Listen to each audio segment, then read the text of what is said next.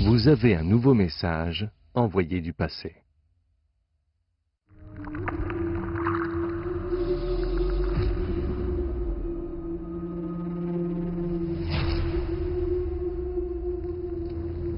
Il y a 3000 ans de cela, le roi Wu de la dynastie des Zhou accorda une belle quantité de bronze à un certain Li. Ce présent royal n'aurait pu le combler davantage. Li fit fondre le précieux métal pour en faire un guei, un type de vase rituel. Li était alors un grand fonctionnaire de l'État. Même si son vase de bronze ne semble pas particulièrement impressionnant, certains historiens le considèrent pourtant comme un trésor. Quels sont donc les secrets qu'il renferme? 这里是中国国家博物馆地下2层古代中国基本陈列，我是国家博物馆的讲解员任硕。长久以来，咱们中国的学者一直对史书上的记载有所怀疑，其中最经典的一个例子，莫过于《史记》中对牧野之战的记载。司马迁在《史记》中描述到，当周武王讨伐商纣王时，殷商王朝竟然组织起了70万人的作战队伍。 Compte tenu de la population de l'époque, ce chiffre paraît grandement exagéré. Quant à la date de la bataille, des historiens en proposent au moins 44 différentes. 辉煌伟大的周王朝是什么时候建立的？我们之前竟然都没能得出一个清晰的结论，这实在是太让人遗憾了。好在青铜厉鬼出土了。 Dans l'Antiquité, le gouet était un récipient dans lequel on conservait les céréales déjà cuites. Dans la société très hiérarchisée des Zhou occidentaux, chaque récipient utilisé pour les rites et les banquets avait une grande portée symbolique pour celui qui avait le droit de l'utiliser.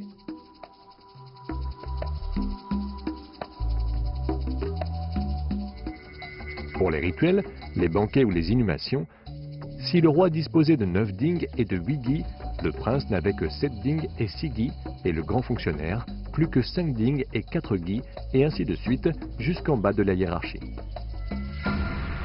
À partir de là, et pendant plus de 3000 ans, les rites vont forger la pensée et les codes de conduite. La Chine restera pour longtemps le pays des rites. Ce type de guei de la dynastie des Zhou n'a donc rien d'une rareté. Par contre, le guei de Li possède une caractéristique que les autres n'ont pas. Une inscription d'une trentaine d'idéogrammes gravés en son fond et qui relate la victoire des Zhou sur les Shang, une inscription qui pourrait se traduire ainsi. Le matin du jour, appelé Jiazi, lorsque la planète Jupiter fut à son zénith, le roi Wu des Zhou défie les armées de la dynastie Shang.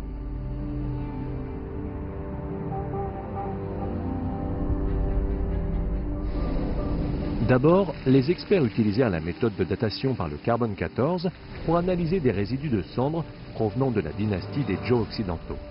Ils établirent ainsi que la victoire des Zhou sur les Shang se situait entre 1050 et 1020 avant notre ère. Puis, suivant les informations que donnait l'inscription, des astronomes conclurent avec certitude que la célèbre bataille de Mouillé, jour de Jiazi, où Jupiter avait atteint son zénith, correspondait au 20 janvier 1046 avant Jésus-Christ. Un grand mystère de l'histoire venait d'être résolu. En traçant clairement une ligne de démarcation entre les dynasties Shang et Zhou, le guei de Li faisait son entrée dans l'histoire. 当然，对于这30多次铭文的解读，一些学者也提出了自己的异议。只能说，目前我们只是暂时得到了一个大体上还算认同的说法。如果我们要想得到最终的定论，恐怕还需要进一步的发掘和研究。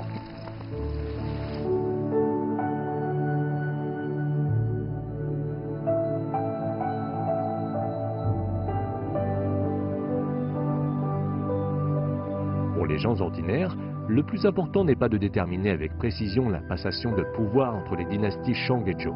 En fait, l'essentiel ici, c'est ce bref message d'une trentaine d'idéogrammes et vieux de plus de 3 millénaires qui nous permet de communiquer avec ces Chinois si lointains.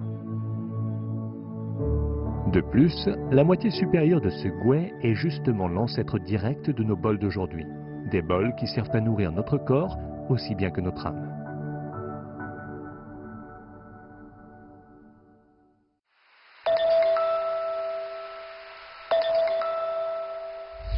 Vous avez un nouveau message envoyé du passé.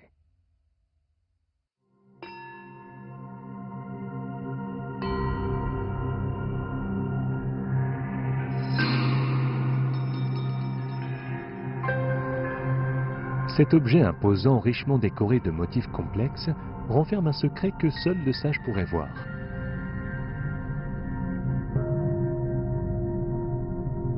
Ce vase, que l'on peut voir exposé dans la collection des trésors nationaux, rapporte l'histoire de deux jeunes gens dont les cœurs battent à l'unisson et d'un pays qui entend rester fidèle à ses aspirations.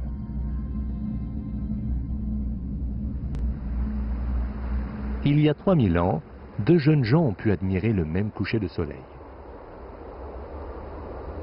L'un bâtira une ville toujours prospère aujourd'hui, l'autre forgera un vase de bronze qui traversera plus de 10 dynasties.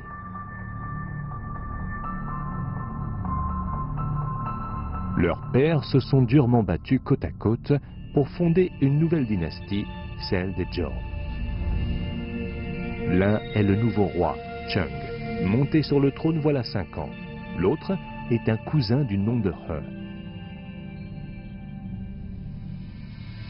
Bien que le nouveau roi n'ait guère plus de 10 ans lorsqu'il accède au trône, il a la chance d'être guidé par l'un de ses oncles, le duc de Zhou, un homme qui sera plus tard donné en exemple par Confucius lui-même pour son grand sens politique. Obéissant aux dernières volontés de son père, le jeune roi décide de déplacer la capitale de Xi'an à Luoyang, soit 300 km plus à l'est. La vision du nouveau roi enthousiasma le jeune He. Étant donné que son père avait servi l'ancien roi de façon honorable, He voulut faire aussi bien que le nouveau souverain. Ayant reçu l'aval du roi, He forgea le Tsun et grava une inscription sur le fond étroit du vase en bronze rapportant les exploits du monarque, ceux de leurs pères respectifs, ainsi que les avertissements du roi à son encontre. Parmi les 122 idéogrammes qui forment le message, les archéologues défrichèrent un passage en particulier signifiant « résident au pays du milieu ». Ils comprirent alors quel était le secret millénaire que renfermait le vase. En effet, nous avons ici le tout premier exemple de l'expression chinoise « pays du milieu », qui aujourd'hui n'a d'autre signification que la Chine. Cet ancien idéogramme représente des bannières délimitant un centre ou milieu. Quant à l'idéogramme signifiant pays, il se compose notamment d'une hallebarde le protégeant des incursions ennemies et garantissant sa sécurité. L'inscription du Tsun fait référence au centre du monde connu à l'époque, à savoir la nouvelle capitale Chengzhou, un lieu qui correspond à la région de Luoyang, province du Henan. Ce message dédié aux ancêtres de He semble avoir été écrit aux Chinois d'aujourd'hui. Au cours des 3000 ans écoulés et des changements dynastiques, le terme pays du milieu a évolué, désignant tour à tour un centre géographique, politique, culturel, voire même l'orthodoxie de la dynastie régnante. Ce n'est qu'à la fin du XIXe siècle que le terme pays du milieu, ou Jiangguo en chinois, se mit à désigner le nom du pays sur les documents officiels. 3000 ans ont passé, et il y a bien longtemps que ces deux jeunes gens ont disparu, recouverts avec tant d'autres par la poussière du temps. Seule la ville de Luoyang a subsisté, plus prospère que jamais. C'est en 1963 que ce vase en bronze, lui aussi enfoui depuis longtemps sous la poussière, a été découvert dans une colline du Shanxi. On le surnomma alors le Tsun de He. Bien qu'il a perdu de son éclat d'antan, les 122 idéogrammes qu'il renferme n'ont pas trahi les attentes de son ancien maître. Après 3000 ans, les réalisations glorieuses des anciens sont lues et relues par les vivants. Pendant 3000 ans, le terme pays du milieu est resté enfoui sous la terre. Aujourd'hui, à nouveau à la lumière, le pays qu'il désigne s'étend sur 9,6 millions de kilomètres carrés et s'appelle la Chine.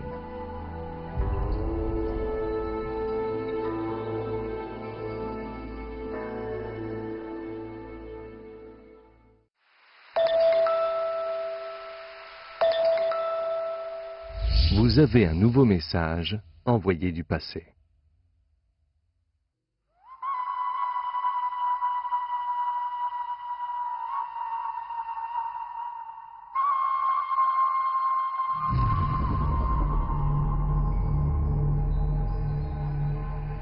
Depuis la dynastie des Zhou occidentaux, j'ai passé 3000 ans sous terre.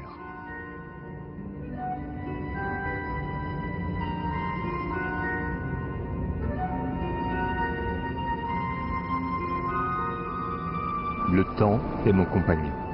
Le fil qui me traversait a depuis longtemps disparu. À présent, seule la lumière lie entre elles les 204 pièces de jade de mon corps. Ces 204 pièces qui portent en elles autant de symboles forment une longue phrase, une parure discursive, un monde à découvrir.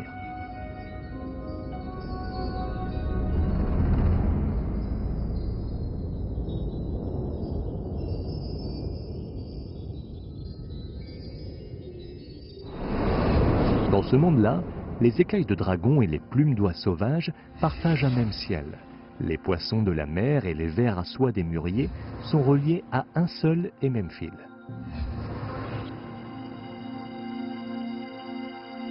Deux dragons enlacés. Un dragon et un phénix. Une tête humaine sur un corps de dragon. Ces créatures imaginaires, ou bien observées dans la nature, se retrouvent gravées sur des morceaux de jade. Qu'elles s'enfoncent dans les flots ou traversent les cieux, les créatures se retrouvent peu à peu sur un seul et même corps.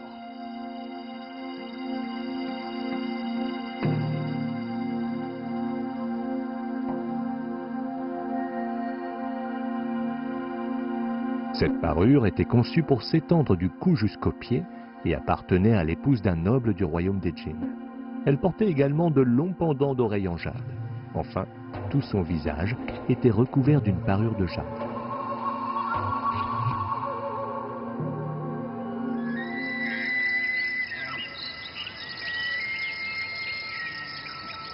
Les Chinois de l'époque pensaient qu'en portant tout un monde sur soi, les centaines de millions d'années du jade et les quelques décennies d'un être humain pouvaient interagir et produire l'expression de l'amour humain envers toutes les manifestations de la nature. Sans parler du bronze, le jade est le cadeau pérenne que nous a légué la dynastie des Zhou.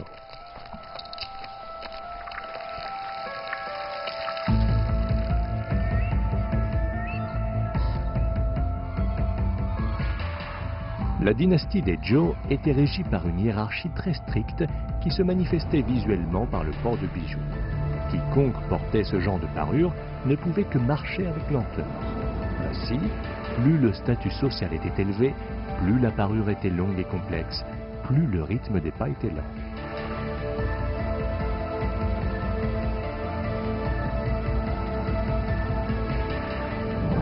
Le système des rites était la main invisible qui contrôlait la bonne marche de la société. Le jade servait ici de vecteur pour communiquer avec les esprits de la nature et les ancêtres du clan. Le jade était enfin le reflet des qualités que devait posséder l'homme de bien et de la grâce qui devait émaner de son pendant féminin.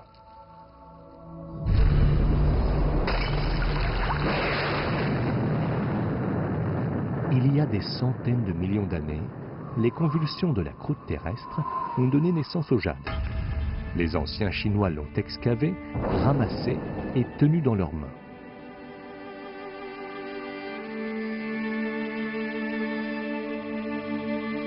Cette parure, avec ses pièces de jade d'1 millimètre d'épaisseur, est un sommet de l'art. Elle fait penser à une rivière figée, un glacier qui glisse par-delà le cycle de la mort et de la vie, dynastie après dynastie. Lorsque l'on sait que ces jades sont vieux de centaines de millions d'années, cette parure de 3000 ans nous paraît alors bien jeune. Avec le jade, rituel ou ornemental, les Chinois ont voulu porter sur eux la beauté du monde.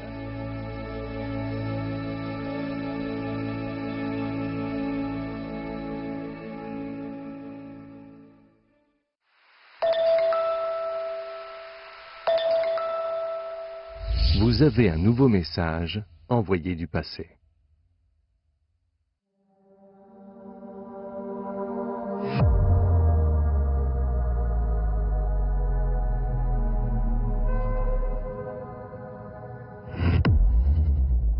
Lorsque nous croisons le regard de ces têtes de bronze, il ne fait aucun doute que nous appartenons à une même humanité. mais leurs traits montrent clairement qu'il ne saurait s'agir de personnes ordinaires. Leurs yeux saillants et leurs lèvres fines leur donnent en effet un grand air de dignité. Les lobes des oreilles sont percés. Dans la haute antiquité, porter des pendants d'oreilles était la marque d'un rang social particulier. Au total, ont été découvertes 57 têtes de bronze, toutes différentes. Si certaines ont le sommet du crâne rond, d'autres l'ont plat, et d'autres enfin ont un visage d'or. Celles qui ont le crâne rond portent un bandeau qui se termine par une sorte de nœud à l'arrière du crâne, faisant penser à un chignon. Toutes celles qui ont le crâne plat portent une natte et la plupart ont un chapeau simple et sans fioriture. Une seule exception toutefois, ce couvre-chef décoré de motifs circulaires. Ce bandeau tressé est un accessoire que l'on retrouve très souvent dans la culture antique de la province du Sichuan. Parmi toutes ces têtes, seuls 4 portent un masque d'or. Les masques sont en grande partie écaillés, mais il s'en trouve encore un en assez bon état. L'or a été martelé et transformé en feuilles. Feuilles que l'on a fixées sur le visage grâce à un mélange de laque et de chaux. Depuis toujours, l'or est le symbole du pouvoir. Un éclat aussi lumineux donne manifestement à cette personne un statut encore plus élevé. Cependant, parmi toutes les têtes de bronze découvertes sur le site de Sanxingdui, province du Sichuan, il s'en trouve une qui sort du lot. Ses traits sont plus délicats, mais surtout, il manque au sommet du crâne son couvercle d'origine. Après considération, de nombreux experts sont arrivés à la conclusion qu'il devait s'agir d'une femme. Dépourvu des signes extérieurs de sacralité, le personnage nous apparaît sous un jour plus humain.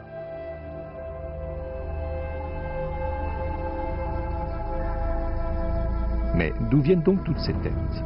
Et pourquoi présentent-elles des traits si différents des nôtres?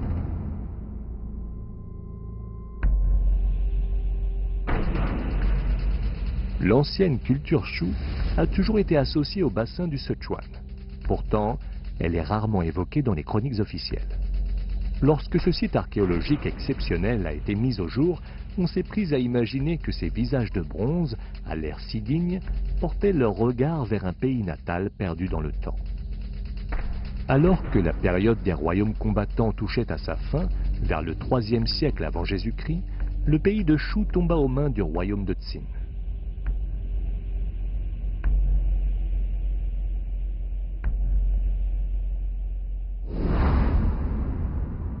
Le roi de Shu détenait à la fois le pouvoir séculier et religieux.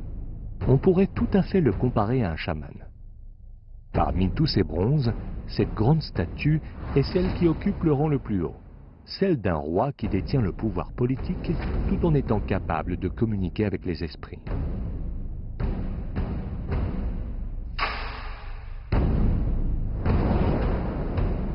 Vers la fin de la culture de Sanxingdui, la dynastie de la plaine centrale, celle des Shang, fabriquait de grandes quantités d'armes, d'ustensiles, de récipients en bronze utilisés pour des sacrifices humains. L'époque était avide de sang.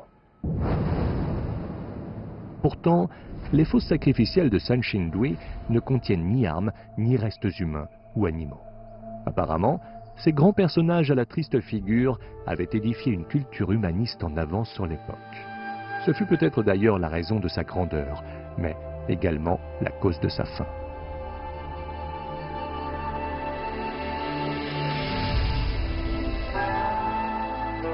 Mais d'où vient donc l'imagination hors norme de la culture de Sanxingdui? Lorsque nous croisons le regard de ces statues, l'émotion indescriptible qui se met alors à résonner en nous est peut-être l'écho de l'énigme universelle. L'énigme que l'humanité a toujours voulu percer, celle de sa finalité.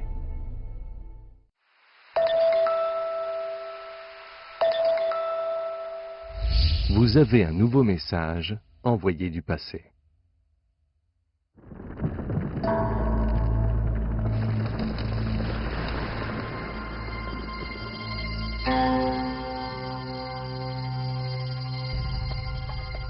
La richesse du site archéologique de Sanxingdui, province de Sichuan, a dépassé tout ce que l'on pouvait espérer. Dans cette fosse sacrificielle, malheureusement, les 3000 années écoulées semblaient avoir causé des ravages irrémédiables. Il s'agit ici de la fosse numéro 2, dans laquelle ont été trouvés plusieurs centaines de fragments de bronze. L'ensemble de ces morceaux, une fois recollés ensemble, pourrait-il donner un aperçu de ce monde disparu? Il fallut pas moins de 8 années au restaurateur de Sanxingdui pour remettre en état cet objet 3 fois millénaire qui se révélera le plus imposant et le plus complet de tous. Mais une fois reconstitué, l'objet fut la source de nouvelles interrogations.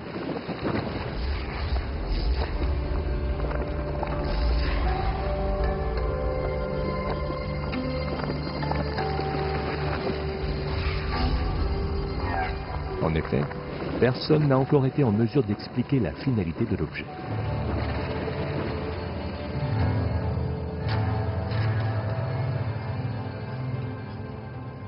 Aujourd'hui, cet objet de bronze mesure 3,96 mètres de haut. Il est constitué de 2 parties, la base et le tronc. Le sommet de l'arbre est manquant. La base est un trépied et le tronc se divise en 3 segments de plus en plus hauts. Le tout semble former un arbre. De chaque segment du tronc part une ramure de 3 branches portant des fruits. Soit les branches poussent vers le haut, soit vers le bas. L'arbre compte en tout 9 oiseaux perchés sur les fruits des branches recourbées vers le haut.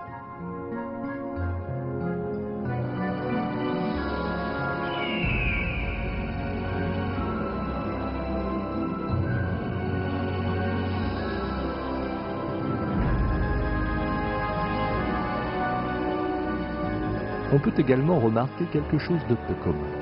Un dragon descend le long du tronc, prêt, semble-t-il, à prendre son envol.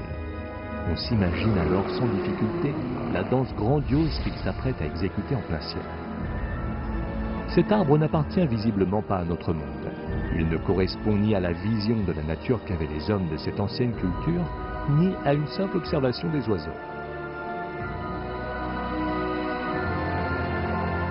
Il se peut que cet arbre ait eu une finalité spirituelle, qu'il ait été un lien entre l'ici-bas et l'au-delà.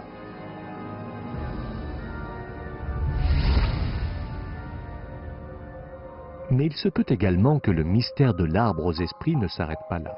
Il existe en effet un autre arbre de bronze dont, jusqu'à présent, seul le socle a été restauré et qui offre un symbolisme encore plus puissant. Chaque côté du trépied s'accompagne d'une figurine agenouillée et dont il manque les bras. Mais si l'on s'en réfère aux autres figurines de bronze déjà découvertes, on peut très bien imaginer qu'au bout de leurs bras, ces dernières tenaient un ustensile destiné au sacrifice, tel un jang ou un tsang.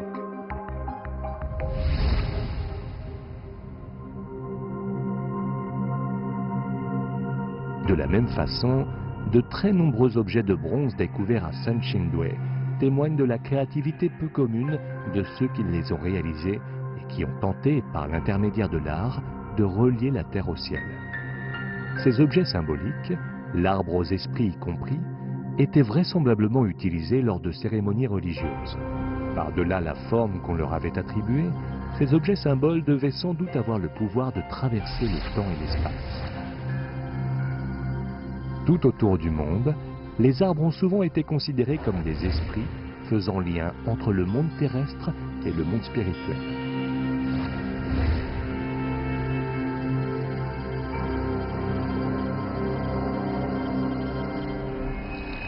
L'histoire, la civilisation, l'imagination, il semble que tout se soit développé à partir d'un tronc commun, un peu comme le feraient les branches d'un arbre. Dressé entre la terre et le ciel, l'arbre aux esprits est devenu l'un des premiers symboles importants de l'humanité.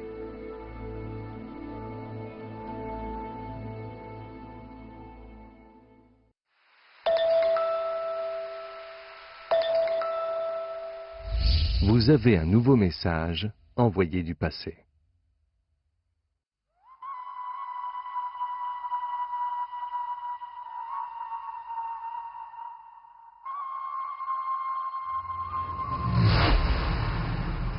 En un instant, un rayon d'or illumine la terre. En un instant, les 3000 ans qui nous séparaient de ces oiseaux divins ne sont plus.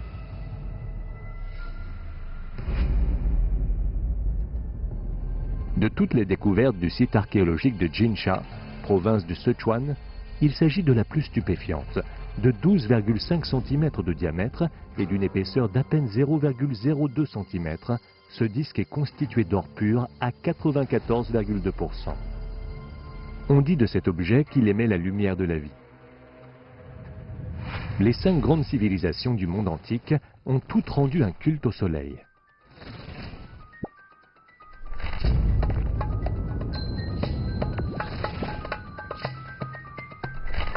Mais ici, cette représentation du soleil qui tient dans la main est des plus mystérieuses.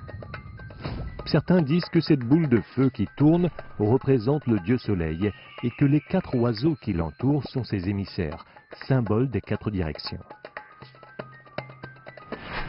D'autres disent qu'il s'agit d'une représentation du soleil lui-même et que ce sont les 4 oiseaux divins qui le déplacent à travers le ciel, ce qui correspondrait à ce qui est décrit dans la mythologie chinoise. D'autres disent encore que la chaîne que forment les oiseaux représente le cycle des saisons et que les 12 épis d'or du soleil correspondent aux 12 mois de l'année.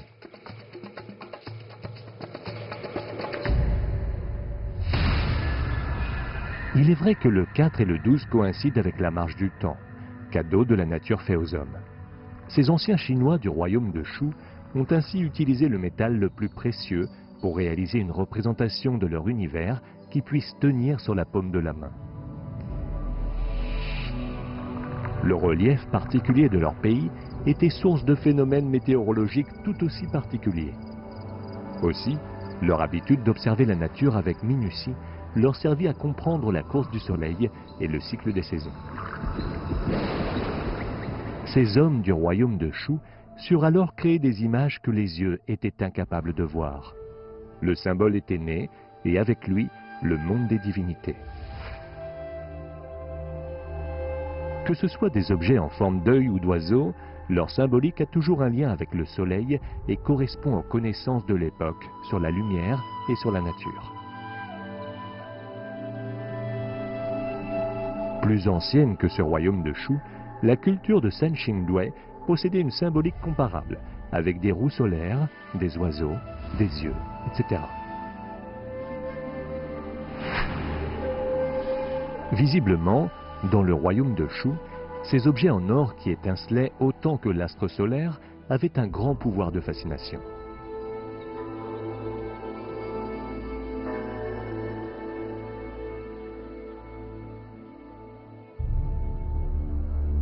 C'est ici qu'a été découverte la mythique feuille d'or, un lieu qui, d'après les experts, servait aux cérémonies sacrificielles. Dans les 9 trous de forme carrée et disposés en rangées, devaient sans doute se loger les piliers d'un autel. Tout autour ont été trouvées des fosses sacrificielles remplies de défenses d'éléphants, de ramures de cerf, de grès de sanglier, d'objets en pierre, en jade ou encore en or. Il y a 3000 ans, ce lieu était donc le théâtre de grandes cérémonies destinées non pas à honorer un homme, mais à honorer la nature. Alors que l'humanité sortait progressivement du monde animiste, se perdait en même temps le sens et la finalité de cette feuille d'or. En 2005, c'est parmi plus de 1600 motifs différents qu'a été choisi ce disque solaire pour être l'emblème du patrimoine culturel de la Chine.